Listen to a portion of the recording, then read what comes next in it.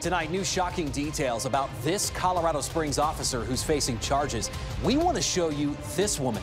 Our 11 Call for Action team has learned how she's connected to the officer and how this case just got a whole lot bigger.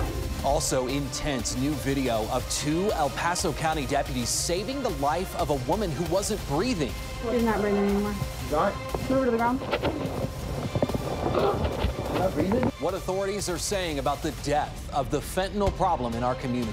And in an 11 breaking weather alert, still some strong wind for some of us out there tonight. It gets even stronger again for tomorrow. When will this wind get out of here? What does your weekend look like? I'll let you know. 11 News starts right now. Now, with 11 minutes of nonstop news and your certified most accurate forecast. This is KKTV 11 News at 10. Good evening. Good to have you with us tonight. I'm Adam Achison. Lindsay is off.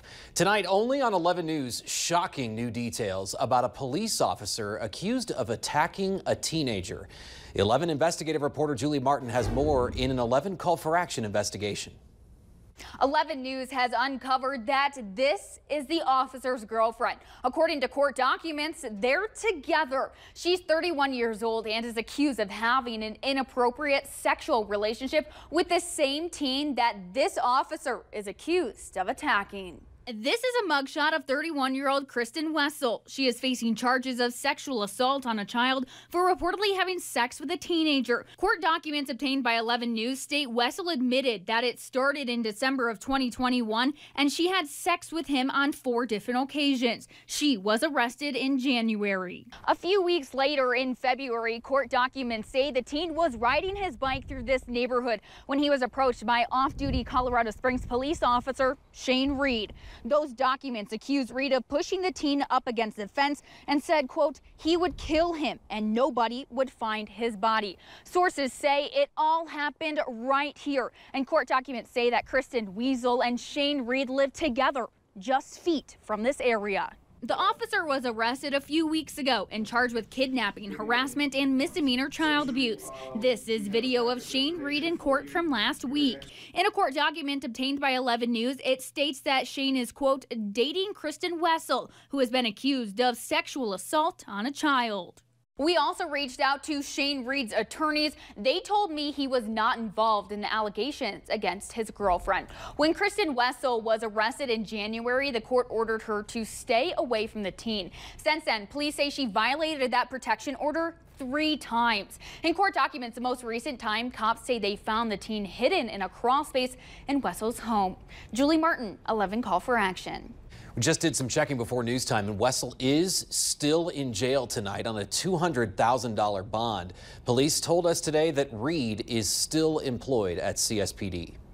It's time to get a check of no-wait weather. We're under an 11 breaking weather alert. Here's Chief Meteorologist Bledsoe. Yeah, another windy day across southern Colorado today, Adam, and you can see the wind gusts today. Although maybe not quite as high as yesterday, they were still cranking it out. Near 65 gusts in Springfield this afternoon, 50s in La Junta, Fort Carson, Colorado Springs, the airport, gusted to 51 miles per hour just before noon today. Now, outside right now, a lot less wind than what we've dealt with at really any point in time during the course of the day. So enjoy this little reprieve because it will be coming back, I think, as we head into the daytime hours for tomorrow. Temperatures aren't bad, a little bit on the cool side. 30s in the Springs, 43 in Pueblo, and 22 right now in Woodland Park. And the storm system that continues to spiral itself right up here over the upper Midwest and the Great Lakes is not budging. That means tomorrow, after the sun comes up, on the backside of that storm, we're going to see a lot of strong wind again right through the Front Range in the western high plains. How strong will that wind get? When does it get out of here? What does your weekend look like? I'll have all that, my full forecast, Adam. Looking forward to it. We'll see you then. We have an update now to an 11 breaking news alert. Several trails are closed tonight in Boulder County after a small fire was put out there. Crews are monitoring the North Shanahan Ridge fire for any hot spots. That fire grew to a little less than an acre, but at this point it's not 100% contained. The fire was reported just after 4 this afternoon. Smoke was seen near the in-car fire burn area. That one was put out last week. Firefighters are also investigating what caused this, a vehicle fire along a road here. South Metro Fire Rescue shared this video saying that fire spread to a small area of grass. Pretty scary on a windy day. Fire crews stopped the flames from spreading. That happened along Highway 85 in Douglas County. No injuries were reported in that fire.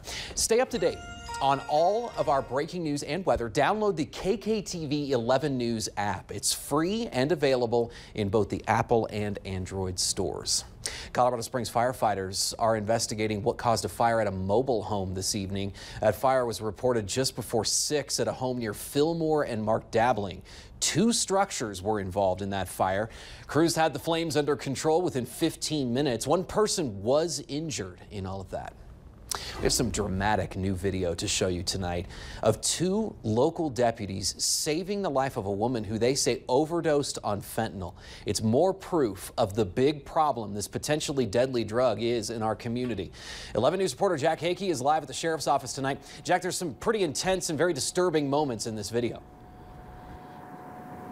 Yes, there is, Adam. Sheriff's deputies, the fire department, and EMS were all called to the woman's apartment exactly 2 weeks ago in late March. Deputies arrived first, and they got right to work.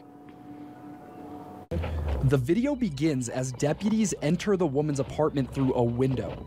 A man on scene tells deputies he thinks she overdosed. I know she does this once in a while, but I didn't see her do it.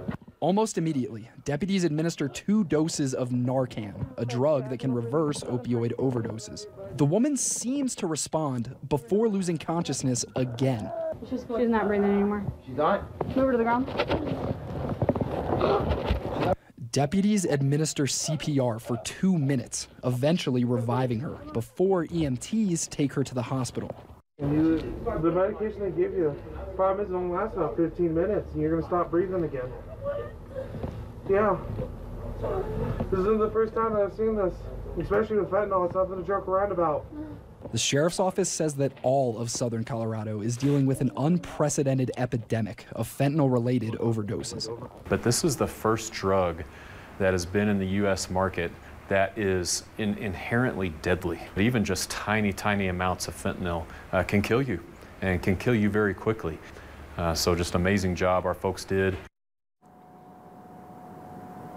Tomorrow, local law enforcement agencies will meet with the DA and the U.S. Attorney for Colorado to address fentanyl and what they are calling a public health and public safety crisis. We will be there and we will let you know what they say.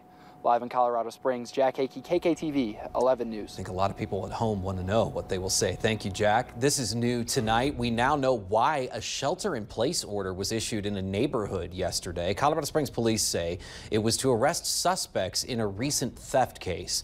Officers say they were investigating a storage unit theft when they identified 3 suspects. Those investigators tracked down 2 of them to a home on Fredericksburg Drive. That's east of Constitution and Powers, and they arrested those people. Police say items stolen from the storage unit were found in the home, including weapons. A 3rd suspect was arrested at a hotel later in the night. Nonstop News continues with this at 10 tonight. We now have a picture of a suspect in a shooting that left 4 people injured, including a 12-year-old over the weekend. Colorado Springs police say this man, 18-year-old Estevan Pacheco, is the one who pulled the trigger. Police say the Pacheco opened fire outside of a home in the southeast part of the Springs Saturday night, and that someone in the home fired back before following him. While driving off, police say the Pacheco opened fire on the vehicle following him. He is now in the El Paso County Jail facing attempted murder charges. The Aurora Police Department is looking for a new police chief now. City leaders announced earlier today that Police Chief Vanessa Wilson was fired. The Aurora City manager says there were 2 main reasons for her termination: her management and leadership. The city manager says he became aware of an audit that found thousands of cases were left hanging in March. He says he was talking with Wilson to try to resolve it, but in order to provide the level of public safety the community deserves, a change in leadership has to occur. There also needs to be effective management of department operations, engagement with officers and staff, and a strategic approach to moving the department forward. Vanessa Wilson took over the department in 2020. She says she's proud of the progress that she made despite the challenges the department was facing. The man accused of killing a woman nearly 10 years ago will be back in court 3 weeks from now. Joel Hollendorfer is accused of killing Cara Nichols. He wasn't arrested until this year. After Hollendorfer's hearing today, family and friends held a vigil outside of the courthouse for Cara. I think it's important for people to know that Cara had a lot of people who loved her a lot and will show up for her now. Hollendorfer is being held in jail on no bond. An update tonight, officers that were taken off the street a couple of weeks ago in one southern Colorado city are now back on patrol. 5 current police officers in Pueblo had to undergo retraining. Those officers were pulled after a state inspection found the department's training program was not in compliance. Pueblo police say recruits in their current class also underwent retraining. They will begin their regular field training next week. A new center that will house multiple child advocacy organizations will soon open up in Colorado Springs. Safe Passage, an organization that helps kids who've experienced abuse and neglect, held a building dedication ceremony earlier today. This new center is on Robinson Street, and the center brings key partner agencies under one roof to try to better serve kids who are in need. So when that child makes an outcry, they're going to come in contact with a bunch of different agencies, and we wanted to streamline that for the child and the caregiver. Safe Passage serves over 1,000 children per year in both El Paso and Teller counties. The street in Boulder is shut down still after a bus fell into a sinkhole. Coming up on 11 News at 10, what police are saying about what caused this sinkhole. Big problem. First, though, severe weather is moving through the south again. We're looking at some of the damage left behind in yesterday's storms in Georgia. Brian? Pretty crazy weather across parts of the country, and right in our backyard, while we're getting a little bit of a break from the wind right now, our hour-by-hour forecast model here shows the wind gusts come right back to kick things up early tomorrow morning, gusting over 30, well over 30 in northeast El Paso County to start the day. This gets out of here, and then we might actually have a storm to talk about next week. We'll talk about it next.